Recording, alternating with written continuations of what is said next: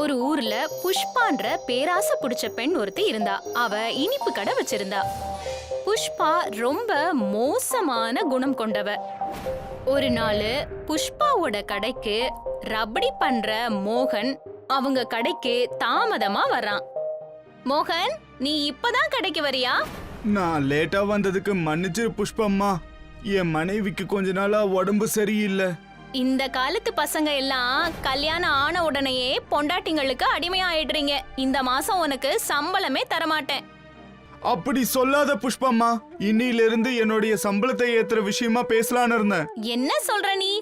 வெக்கம் மானம் சூடு சொரண இருக்கா? இல்ல அதையும் வித்து தின்னிட்டியா? நான் சொல்றத நீ முதல்ல கேட்டுக்க மோகன். உன்னோட சம்பளத்துல கொஞ்சம் கூட நான் அதிகமா தரமாட்டேன். புஷ்பம்மா, உன் கடையில கிடைக்கிற கஞ்சி ரொம்ப பிரபலமானது. அதை தயார் செய்யறது நான் தானம்மா. அத மறந்துடாத. மத்த கடைக்காரங்க எல்லாம் என் பின்னாடிதான் சுத்துறாங்க. நீங்க என் சம்பளத்தை ஏத்தி கொடுக்கலன்னா சரியான காரணம் இல்லாமலே நான் வேலையை விட்டு போக வேண்டியிருக்கும். ஓ அப்படியா? அப்ப இப்பவே வேலையை விட்டு நின்னுக்க. உனக்கு என்ன தோணுது? என்னோட கடையில ரபடி ஒன்னால விக்க போதா? சரிம்மா, அப்போ நான் கூட இனிமே உங்க கடையில வேலை செய்ய விரும்பல. என் கணக்க முடிச்சு விடுங்க. நான் இங்க இருந்து கிளம்புறேன். என்ன கணக்கு, என்ன காசு? என்னால உனக்கு ஒரு பைசா கூட தர முடியாது. உனக்கு என்ன வேணுமோ பண்ணிக்கோ போ. மோகன் பேசுறதுக்கு ரொம்ப முயற்சி பண்றான். ஆனா அவனால முடியல. அவன் அழுதுகிட்டு வேற கடைய தேடி போறான். அவன் சுரேஷோட கடைக்கு போறான். எனக்கு தெரியும் மோகன், அந்த புஷ்பா ரொம்ப பேராசை உள்ள பொம்பளைன்னு. அவ உனக்கு பணம் கொடுக்க மாட்டா. எப்போ நீ வாய் திறந்து சம்பளத்தை ஏத்த சொல்லி கேட்டியோ அப்பவே அவளுக்கு உன்னை வேலையை விட்டு தூக்க ஒரு காரணம் கிடைச்சது. உன்னை அவமானப்படுத்தவும். நான் கிட்டத்தட்ட 5 வருஷமா அங்க வேலை செஞ்சுக்கிட்டு வரேன் ஐயா. இந்த 5 வருஷத்துல என்ன நிக்க வச்சு கேள்வி கேட்கிற மாதிரி நான் எந்த ஒரு வேலையும் செய்யல. நான் கஞ்சியை ரொம்ப நல்லா தயார் பண்ணுவேன். எனக்கு தெரியும் மோகன், நீ தயாரிக்கிற கஞ்சி ரொம்ப பிரபலமானது. அதனால இனிமே நீ எங்க கடையில எங்களுக்காக வேலை செய். அதோட புஷ்பா உனக்கு எவ்வளவு சம்பளம் கொடுத்தாங்களோ அதை விட 2 மடங்கு அதிகம் தரேன். சுரேஷ் சொல்றத கேட்ட மோகன் ரொம்ப சந்தோஷமா இப்படி சொன்னான். நீங்க பாத்துக்கிட்டே இருங்க. புஷ்பம்மா கடையோட கஞ்சி இன்னும் பஜார்ல ரொம்ப நாள் இருக்காது. ஏன்னா இதுவரை அதை செஞ்சிட்டு இருந்தது நான் தான். கொஞ்ச நாளைக்கு அப்புறமா ஜமீன்தாரோட மனைவி ஆர்த்தி, அவ புஷ்பாவோட தோழியும் கூட. அவ ரபடி சாப்பிடறதுக்காக புஷ்பா கடைக்கு வர்றா. ஆனா அந்த ரபடிய சாப்பிட்ட உடனே அவ ரொம்பவே கோவிச்சுக்கிட்டா. ஆர்த்தி ரொம்ப சத்தத்தோட இப்படி சொல்றா. புஷ்பா, புஷ்பா, எங்க இருக்க நீ? என்ன ஆர்த்தி, உனக்கு இன்னைக்கு ரபடி பிடிக்கலையா? ஆஹா, இது என்ன ரபடியா இல்ல சமோசா சட்னியா? இதுல இனிப்பே சுத்தமா இல்ல. முன்னாடிலாம் ரபடி நல்லா தானே பண்ணிட்டு இருந்த. இப்ப ரபடிக்கு என்ன ஆச்சு? கோச்சுக்காத ஆர்த்தி, இன்னைக்கு ரபடி செய்யற வேலைக்காரன் சரியாவே செய்யல. நாளையில இருந்து உனக்கு ரபடி நல்ல டேஸ்டா வந்துடும். சரியா? கோச்சுக்காம சாப்பிடு. புஷ்பா சொல்றத கேட்ட ஆர்த்தி அங்க இருந்து கிளம்பிட்டா. புஷ்பாவோட வேலைக்காரன் தினேஷ் புஷ்பா கிட்ட சொல்றான். அம்மா, இந்த கஞ்சிய மோகன் தான் நல்லா செய்வாரு. நீங்க அவரை திட்டி வேலையை விட்டு அனுப்பிட்டீங்க. நீ முதல்ல உன் வாய மூடு. அந்த ரமேஷும் இப்படிதான் நினைச்சிட்டு இருந்தான். கொஞ்ச நாள் கழிச்சு பாரு என் கடை முன்னாடி எவ்வளவு கூட்டம் வருதுன்னு. நீங்களாம் இப்போ சின்ன பசங்க. நான்லாம் இந்த ரபடி வியாபாரத்தை 20 வருஷமா பண்ணிட்டு இருக்கேன். நான் என்னோட வீடு, காரு, சொத்து இதெல்லாம் ரபடி வித்து தான் வாங்கியிருக்கேன். கொஞ்ச நாளுக்கு அப்புறமா புஷ்பாவோட கடையில ரபடி வாங்குறதுக்காக நிறைய பேர் வர்றாங்க. அந்த ஊர்ல யாருமே சுரேஷோட கடையில ரபடி வாங்குறதுக்கு முன் வரவே இல்ல. புஷ்பாவோட ரபடி கடைய தவிர அந்த ஊர்ல இருக்கிற எல்லா கடைகளுமே காலியா இருந்தது. இத பார்த்த மோகன் சுரேஷ் கிட்ட சொல்றான். இங்க பாருங்க சேட்டு, நான் எவ்வளவு நல்லா கஞ்சி செஞ்சாலும் நம்ம கடையோட கஞ்சியை யாரும் வாங்க மாட்டிருக்காங்க. தினமும் கஞ்சி செஞ்சு அதை வெளியே ஊத்தி உங்க நஷ்டம் அதிகரிக்குது. மோகன், நான் கூட இதை தான் யோசிக்கிறேன். கொஞ்ச நாளைக்கு என்னோட கடையை மூடி வைக்கிறது தான் நல்லதுன்னு நினைக்கிறேன். எனக்கு எதுவும் புரியல சேட்டு, நீங்க என்ன சொல்றீங்க? மோகன், புஷ்பம்மா கடையில நீங்க வெறும் 5 வருஷம் தான் வேலை செஞ்சீங்க. ஆனா நான் 20 வருஷமா பார்த்துட்டு வரேன். எப்போ அவங்களுடைய கடையில கஞ்சி வாங்குறவங்க குறையறாங்களோ அதுக்கு அடுத்த கொஞ்ச நாள்ல ஜனம் திருவிழா போல கடை முன்னாடி கூடுவாங்க. அந்த புஷ்பம்மா இதை எப்படி செய்யறாங்களோ எனக்கு தெரியல. அது மட்டும் இல்லாம இது நடந்த பிறகு அவங்க கடை கஞ்சியை தவிர வேற எந்த கஞ்சி யாருக்கும் பிடிக்காது. இப்ப என்ன நடக்கும் ஐயா? அந்த கடவுள் தான் இனி நம்மள காப்பாத்தணும். கொஞ்ச நாளுக்கு அப்புறமா சுரேஷோட கடையில ஒரு பைத்தியக்காரன் வந்து நிக்கிறான். சாப்பிடுறதுக்கு ஏதாவது கிடைக்குமான்னு கேக்குறான். அந்த பைத்தியக்காரன் அவனோட 2 கைகள்லயுமே 2 சட்டி வச்சிருக்கான். இந்த பாருங்க சேட்டு, இந்த ஆளுக்கு சுய நினைவு சரியா இல்லைன்னு நினைக்கிறேன். அவருக்கு பசியா இருக்கு போல. இவனுடைய அவஸ்தைய பார்க்கும்போது கொஞ்சம் கூட அவங்ககிட்ட காசு இல்லைன்னு நினைக்கிறேன். அதே மாதிரி ரொம்ப நாளா இவன் பட்னியா இருக்கான்னு நினைக்கிறேன். இவனுக்கு சாப்பிட ஏதாவது கொடு. மோகன் அந்த பைத்தியக்காரன் முன்னாடி ரபடிய வச்சிட்டான். ஆனா அந்த பைத்தியக்காரன் மோகன் வச்ச எல்லா ரபடியையும் சாப்பிட்டுறான். அவன் கையில வச்சிருந்த 2 சட்டியில இருந்து ஒரு சட்டியை எடுத்து மோகன்கிட்ட கொடுத்துட்டு அங்க இருந்து கிளம்பி போயிடுறான். அவன் போன உடனே மோகன் அந்த கப்பை திறந்து பாக்குறான். அதுல இரும்பால செஞ்ச சுவையான ரபடி ஒண்ணு இருக்கு. இந்த பானையில என்ன இருக்கு? இந்த கொண்டையில ஏதோ பொருட்கள் இருக்கு. இது எனக்கு கஞ்சி போலதான் தெரியுது. நம்ம கடையில இருக்கிற மொத்த கஞ்சியையும் குடிச்சிட்டு போயிட்டான் போல. ஆனா நமக்கு இந்த இனிப்பு கஞ்சிய கொடுத்துட்டு போயிட்டான். கொஞ்ச நேரத்துக்கு அப்புறமா அதே பைத்தியக்காரன் புஷ்பாவோட கடைக்கு போறான். தினேஷ் புஷ்பாக்கு தெரியாம கொஞ்சோண்டு ரபடி எடுத்து அந்த பைத்தியக்காரன்ட்ட கொடுத்துறான். ரபடிய சாப்பிட்டுட்டு அந்த பைத்தியக்காரன் அங்க இருந்து கிளம்புறப்போ, ஏய் இந்தா எங்க போற? ரபடிக்கு காசு கொடுத்துட்டு போ. போகட்டும்னு விட்டுருங்கம்மா, பிச்சைக்காரன் போல இருக்கான். ஏய் பைத்தியக்காரனா என்ன? வர போற பைத்தியத்துக்கெல்லாம் சாப்பாடு கொடுக்க நான் என்ன தாபாவா கட்டி வச்சிருக்கேன்? கையில இருக்கிற சட்டியில என்ன வச்சிருக்க? புஷ்பா அந்த பைத்தியக்காரன் கையில இருந்து சட்டிய வாங்கிடுறா. புஷ்பா அந்த சட்டிய திறந்து பார்த்து ரொம்பவே அதிர்ச்சி ஆகி அதையே பார்த்துட்டு இருக்கா. அந்த சட்டிக்குள்ள ரபடியோட வடிவத்துல வைரங்கள் இருந்துச்சு. புஷ்பா அந்த சட்டியை எடுத்து பாக்க அந்த வைரங்கள் எல்லாமே இரும்பா மாறிடுச்சு. மோகனோட கடையில பார்த்தா அவனோட ரபடி எல்லாமே வைரமா மாறிடுச்சு. சேட்டையா, இந்த கஞ்சி நகைகளா மாறுது. அந்த பைத்தியக்காரன் மாயம் தெரிஞ்சவன் போல. மோகனும் சுரேஷும் ரொம்பவே பணக்காரங்களா ஆயிட்டாங்க. இவங்க பணக்காரங்களா ஆகிறத பார்த்த தினேஷ் புஷ்பாவோட கடையில புஷ்பா கிட்ட, அந்த பிச்சைக்காரன் இலவசமா உங்க கடை கஞ்ச குடிச்சான், இது போதாதுன்னு அந்த நகை கஞ்ச மோகனுக்கு கொடுத்தான். நான் என்ன நினைக்கிறேன்னா அந்த நகை கஞ்சி மேல உங்களுக்கு தான் முழு உரிமை இருக்குன்னு. இத கேட்ட புஷ்பா ரொம்பவே கோவமாயிட்டா. அதுக்கப்புறமா சில ரவுடி பசங்கள கூட்டிக்கிட்டு மோகன் சுரேஷோட கடைக்கு போன புஷ்பா அவங்கள வச்சு அடிக்க வைக்கிறா. கொஞ்ச நேரத்துல ஊர் ஜனங்கள் எல்லாம் ஒன்னா கூடிட்டாங்க. போலீஸும் அங்க வந்துட்டாங்க. ஊர் மக்கள் எல்லாருமே புஷ்பா பக்கம் இருந்தாங்க. அந்த பைத்தியக்காரன் தானே வைரம் வச்ச சட்டிய கொடுத்தான், அது என்னோடது. அவன் தெரியாம எனக்கு இரும்பு ரபடிய கொடுத்துட்டு போயிட்டான். இது மிகப்பெரிய பொய். நீ பேசாம வாய மூடு. அமைதியா என்னோட வைர சட்டிய எனக்கு கொடுத்துரு. புஷ்பா அவங்க 2 பேர் கூட பயங்கரமா சண்டை போடுறா. அதே சமயம் அங்க அந்த பைத்தியக்காரன் வந்துடுறான். உனக்கு பேராசை குறைஞ்சிருக்கும்னு நான் நினைச்சேன். ஆனா காலத்தோட சேர்ந்து உன் பேராசை ரொம்ப பெருகிடுச்சு. புஷ்பாக்கு அந்த பைத்தியக்காரனோட குரல் நல்லாவே தெரிஞ்சிருச்சு. அது புஷ்பாவோட கணவரோட குரல். அவன் ரொம்ப வருஷத்துக்கு முன்னாடியே காணாம போயிருந்தான். இங்க பாருங்க மக்களே, 20 வருஷம் முன்னாடி மோகனோட அப்பாவுக்கு கரி சுரங்கத்துல வைரம் கிடைச்சது.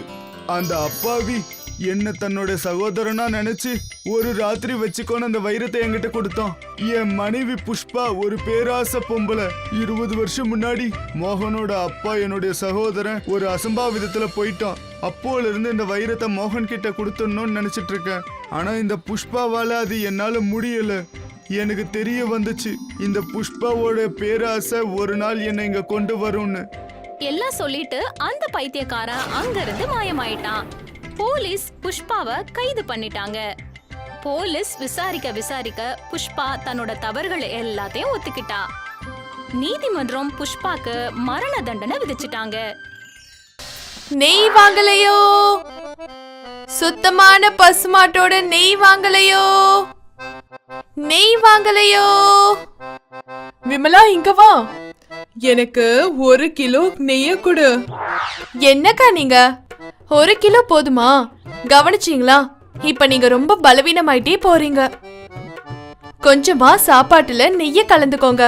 அதுக்கப்புறம் பாருங்க, நீங்க ரொம்ப ரொம்ப பலசாலியா ஆயிடுவீங்கக்கா. சரி சரி, நீ 2 கிலோ நெய் கொடுத்துரு.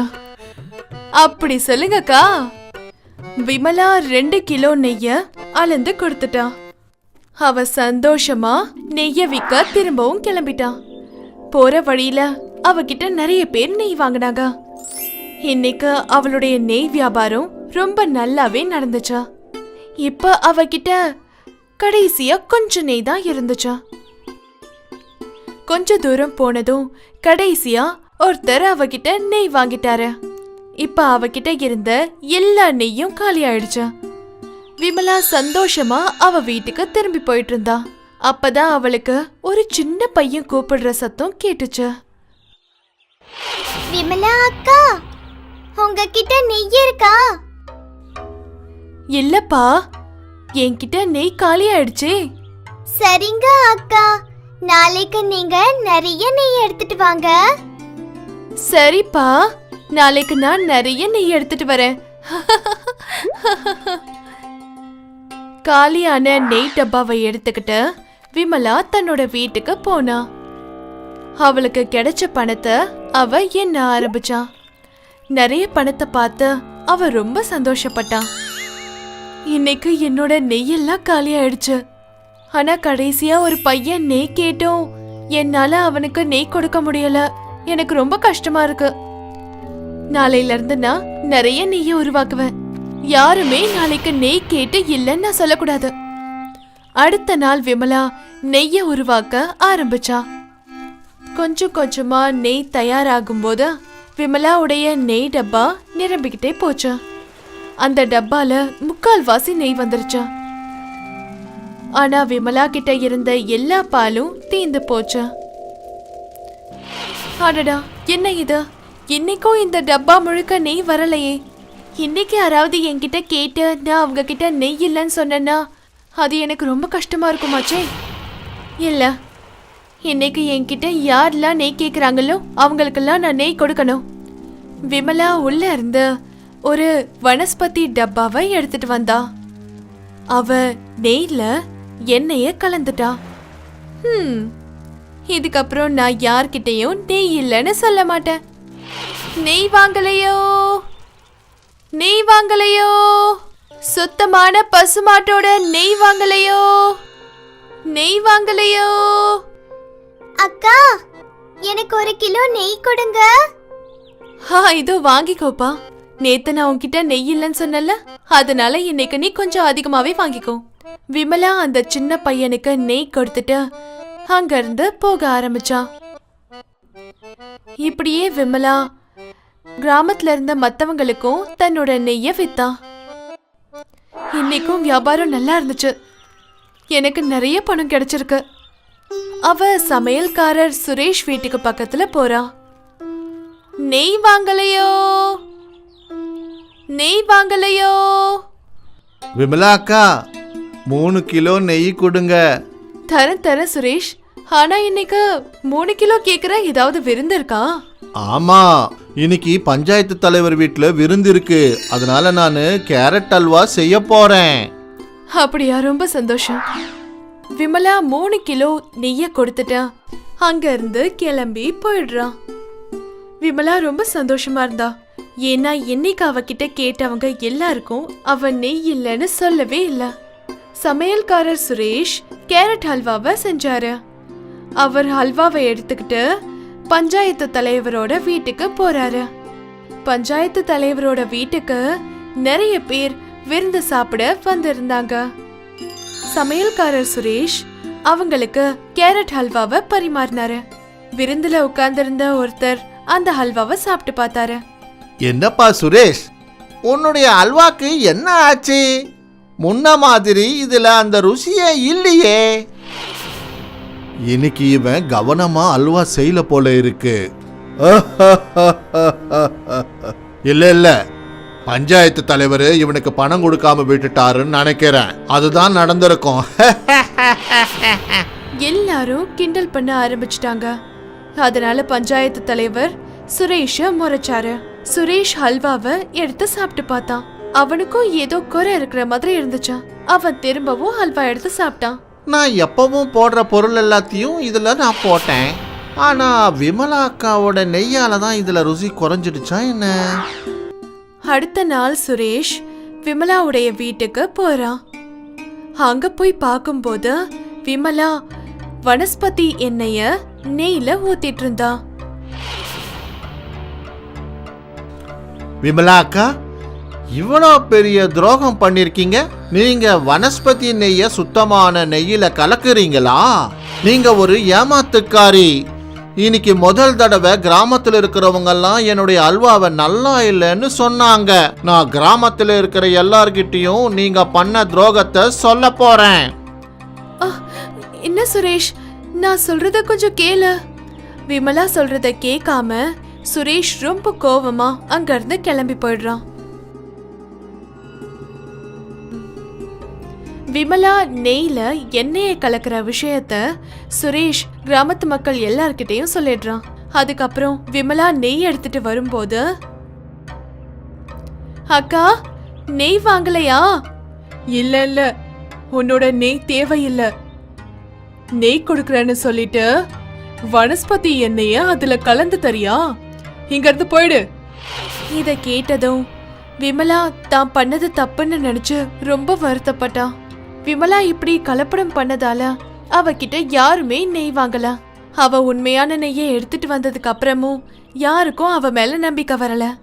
இந்த கதையில இருந்து நமக்கு தெரியற விஷயம் என்னன்னா, கெட்டது பண்ணா கெட்டதுதான் நடக்கும்.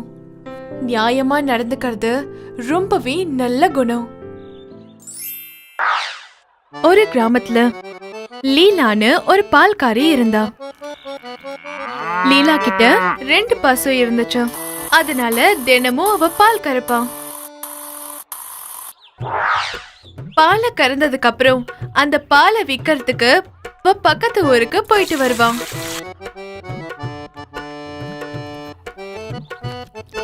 லீலாக்கு ஒரு தோழி இருந்தா. அவ பேர் மீனா. அவ ஊர்ல இருந்து ஒரு பெரிய வியாபாரிய கல்யாணம் பண்ணிக்கிட்டான். லீலா அவ ஊருக்கு போகும்போது அவ தன்னோட தோழிய பாக்கிறதுக்கு கண்டிப்பா அவ வீட்டுக்கு போவா.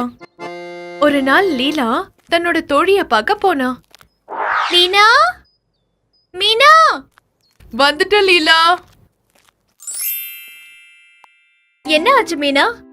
எங்கேயோ கிளம்புற மாதிரி தயாராகி இருக்க? அதுவா, இன்னைக்கு என்னோட புருஷனோட சில நண்பர்கள் வீட்டுக்கு வரதா இருக்காங்க. அப்படியா? இந்த நெக்லஸ் புதுசா? ஆமா, இத நேத்து தான் எனக்கு வாங்கி கொடுத்தாரு. நல்லா இருக்குல்ல? ஆமா, ரொம்ப நல்லா இருக்கு. இந்த நெக்லஸ் எவ்வளவு? இது 1000மோ 2000மோ இருக்கும். 1000 2000மா? அடேங்கப்பா, என்னால இத பத்தி எல்லாம் கனவுல கூட யோசிக்க முடியாது. முட்டாள், இது ஒன்னும் அவ்வளவு பெரிய தொகை இல்ல. உனக்கு கல்யாணம் ஆனதும் உன் புருஷன் இதே மாதிரி நிறைய பொருளை வாங்கி கொடுப்பான். லீலா நகையோட விலைய கேட்டதும் யோசிக்க ஆரம்பிச்சிட்டான். லீலா மீனா வீட்டை விட்டு வெளியே போனா. வழி முழுக்க லீலா அந்த நகைய பத்தியே யோசிச்சுட்டு இருந்தா.